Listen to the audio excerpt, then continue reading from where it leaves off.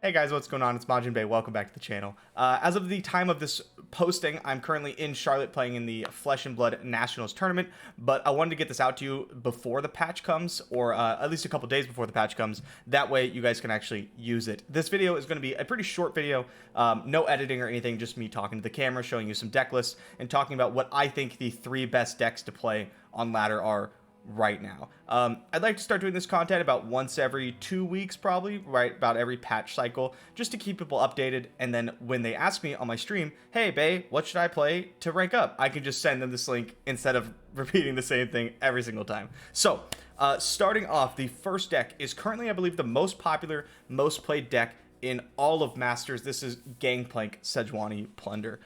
This deck's come back in a really big way over the past week or two.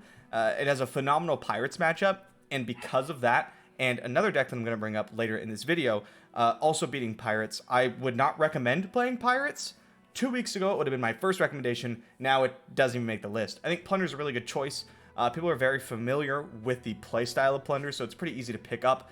And with the power level of cards like Eye of Nagkaburo's Riptide Sermon, and now Piltover Castaway giving you a little bit more staying power, the deck, I think, has only gotten better than it's ever really been before. It's really, really strong right now. A good Pirates matchup. Honestly, a solid matchup into anything because of the fact that this deck just sometimes flips a coin and kills you, right? Like, sometimes it just curves out and there's nothing people can do about it. If you just go like 1, 2, 3, 4, 5, leveled Gangplank on 6, attack you, like, lights out. You're going to beat basically everybody. And that is why this is my first recommendation. Really hard to actually counter this deck unless you want to play like deep or something, but then you lose to everything else. So yeah, honestly, a lot of decks right now are just taking advantage of how powerful Riptide Sermon and Eye of Nagkaburo's are, and this deck is no exception, really. I highly recommend you play this before these cards get nerfed, which will likely happen in like a week. At least one of them is probably going to get hit. Play Plunder now, get your LP. It's consistent, it's strong, and it's probably my #1 recommendation for the majority of the people watching this video. There is going to be the next 2 decks are a little bit more difficult than Plunder, which is why I didn't bring them up first. The second deck is, of course, Nami, Twisted Fate, Lee Sin, currently the best deck in the game. It is a little harder to pilot than Plunder, but not like extraordinarily so. This isn't some like 300 IQ deck, right? You can play it fine after a little bit of practice, and if you had experience playing Nami decks before, this should come not too difficult to you. The big changes that you'll see from where we were a couple weeks ago is the Ionian Hook Masters are now a 3 of. That way we could play 3 copies of Momentous Choice. Momentous Choice, when it's turned on, is bonkers in a Nami deck. It's insane. Momentous Choice, choosing the +1, triggering twice with a Nami on board, is +6. +6 power for 1 mana. It's nuts. It kills people out of absolutely nowhere. Accounts for 2 spell triggers for your Shelly to automatically pump your whole board. Honestly, just a disgusting card, and I feel like I'm cheating every single time it generates off coral creatures or wiggling burblefish. The other big change is Heavy Metal has now been introduced to the deck. You need some sort of proactive spells to spend your spell mana to level up your Nami on time, which you really want to be doing either by going pass, Double Trouble, or Vestayan Disciple, attack, pass, whatever it's called, Wushu, Shimon Wind, pass, Shimon Wind, Nami. Like something like that. You want to be doing that, right? But sometimes you don't have exactly those cards, or your Vestayan Disciple gets killed. That's where Heavy Metal comes in. It's a little bit of removal. Very nice to have against Pirates. You can blow up weapons, which happens and is good sometimes. But most importantly, it lets you spend your mana in a proactive way that not a lot of good cards in the Ionia Bilgewater regions really allow you to do. The other main change that you may have noticed is now this deck plays 2 copies of Lee Sin and only 1 copy of Twisted Fate. That is because of the rise of the other Ionia decks right now. And Lee Sin is very, very, very nice to have in the mirror because there's these backline champions, right? Nami and TF. And I'm going to count Shelly as well. And you need to be able to access them. You need to be able to threaten them. And the 2 ways you can do that are either playing Sonic Wave or playing Lee Sin. And Sonic Wave plus Twisted Fate sounds really good, except a lot of decks are playing Quietus right now. And Twisted Fate is just not quite as good as he was previously, like a week ago. And so I highly recommend you run the 2 copies of Lee Sin, 1 copy of Twisted Fate version. This deck is currently just stomping. Absolutely stomping the ladder. It's really kind of disgusting how good this deck is. Like, out of the top 20 people on ranked right now, I think like 12 people are currently running this deck. It's super stupid. It's really, really good. You should play this deck.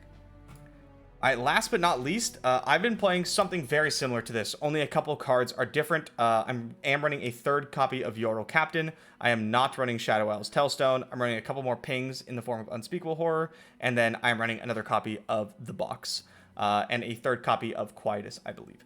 Really strong deck. Hold on, my face is in the way. Boom, there we go.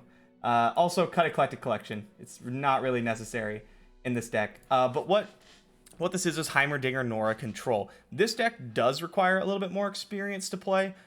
It's pretty popular, and its win rate is not incredibly high compared to the others. It's sitting at about a 50% win rate in Masters, but I've consistently been able to achieve over a 70% win rate in my own playing, and I think people might just be playing this deck's matchups incorrectly. You need to understand exactly like what you need to save Quietus for, what you need to save your big mana removal spells for. You need to be holding on to your champions a lot until you can protect them.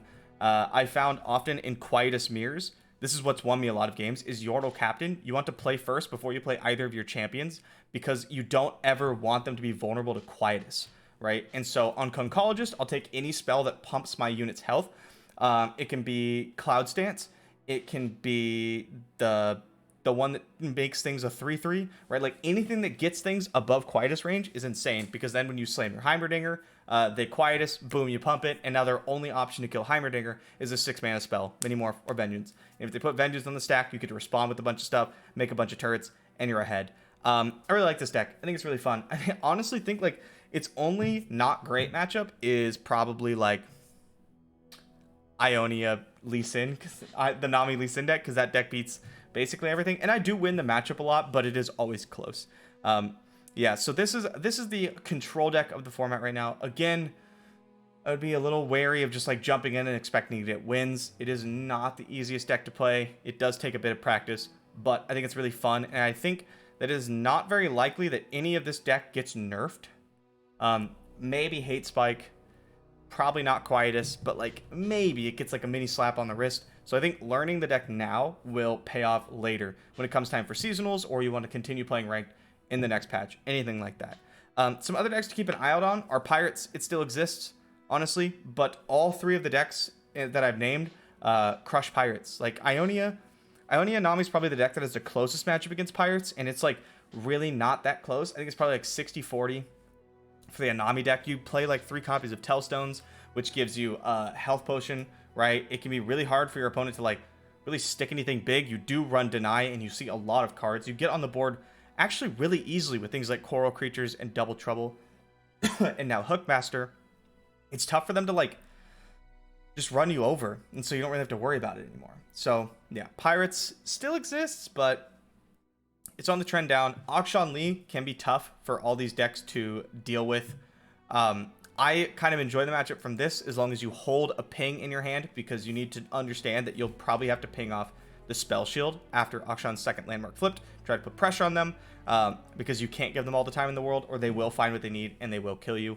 I've been seeing decks like Lurk pop up quite a bit, which I think is really rough for this deck. I don't know how it does into Plunder, and it gets absolutely curb stomped by Norra Heimerdinger, right? You just have like pings for days, your stuff blocks incredibly well, you just make a plethora of blockers, and then you just shoot the Overwhelm guy, and you shoot Rek'Sai, and then you win the game, and that's basically all you need to do. Yeah, all right, I've been rambling for a while. I expect to see more of these videos in the coming weeks. That's basically all I got. Thank you guys so much for coming. See you next time.